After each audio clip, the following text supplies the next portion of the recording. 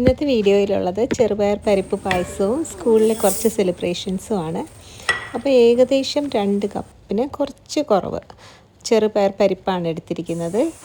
400 ഗ്രാമാണിത്. ഇതൊരു ചീനച്ചട്ടിയിൽ വെച്ച് dry roast ചെയ്തെടുക്കണം. അപ്പോൾ ഒരു മൂത്ത മണം വരുമ്പോൾ അത് ഓഫ് ചെയ്യണം. അതുപോലെ തന്നെ ഒരു 800 ഗ്രാം ശർക്കരയാണ്. കുറച്ച് വെള്ളം ഒഴിച്ചിട്ട് ശർക്കര അലിയിച്ചെടുക്കുകയാണ് ചെയ്യുന്നത്.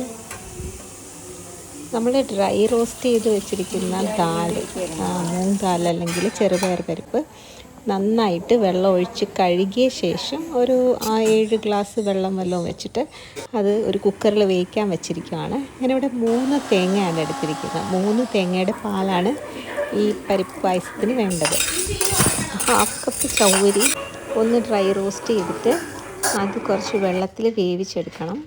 ഇനി നമ്മുടെ ഉരുളിയിൽ നമ്മൾ അലിയിച്ച് വെച്ച ശർക്കര ഒന്ന് അരിച്ചൊഴിക്കണം. അതിൽ കല്ലോ എന്തെങ്കിലും അംശങ്ങളുണ്ടെങ്കിൽ അതൊക്കെ പോകാൻ വേണ്ടിയിട്ടാണ്.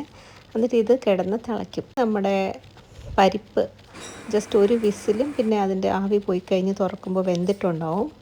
അതുകൂടെ ഈ ശർക്കര പാനിയിലേക്ക് ഒഴിക്കുക. ഇത് രണ്ടും കൂടെ കിടന്ന് നന്നായിട്ട് തിളച്ച് വരും. വേവിച്ച ചൗരിയും കൂടെ ഇതിലേക്ക് ഇടണം. ഇത് നല്ല ഹൈ ഫ്ലെയിമിൽ വെച്ച് കത്തിച്ചെടുക്കും. അപ്പോൾ ഇത് കുറച്ച് പറ്റാൻ തുടങ്ങുമ്പോൾ പിന്നെ കുറച്ച് നെയ്യൊക്കെ ഇട്ട് കൊടുത്തിട്ട് ഇങ്ങനെ വരട്ടി എടുക്കും.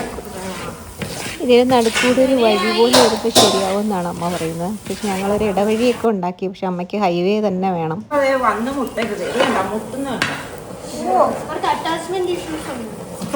ഒറ്റയ്ക്ക് വഴി വെട്ടി വന്നവനാടാ.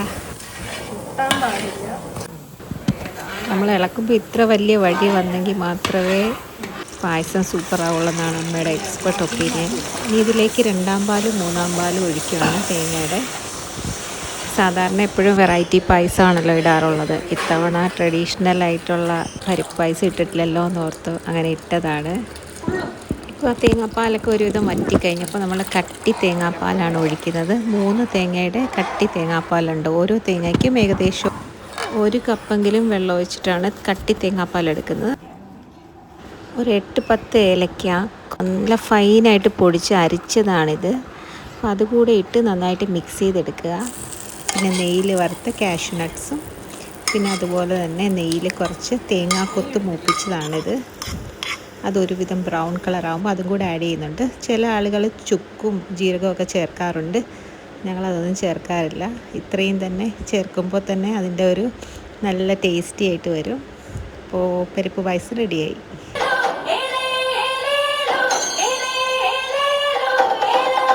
ഓണം എന്ന് പറയുന്നത് എല്ലാവരും സന്തോഷത്തോടും സന്തോഷത്തോടും കൂടി ഇരിക്കേണ്ട ദിവസമാണ്. അതാണ് ഏറ്റവും പ്രധാനമായിട്ടുള്ള കാര്യം.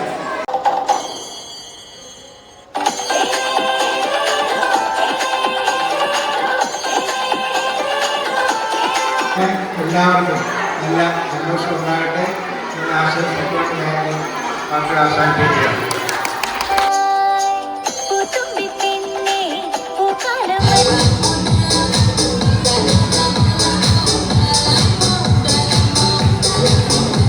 സ്നേഹസമ്മാനം ഏറ്റുവാങ്ങാൻ വന്ന എല്ലാ അമ്മമാർക്കും മാനേജ്മെൻറ്റിൻ്റെ പേരിലും എല്ലാവരുടെ പേരിലുമുള്ള നന്ദി രേഖപ്പെടുത്തുന്നു.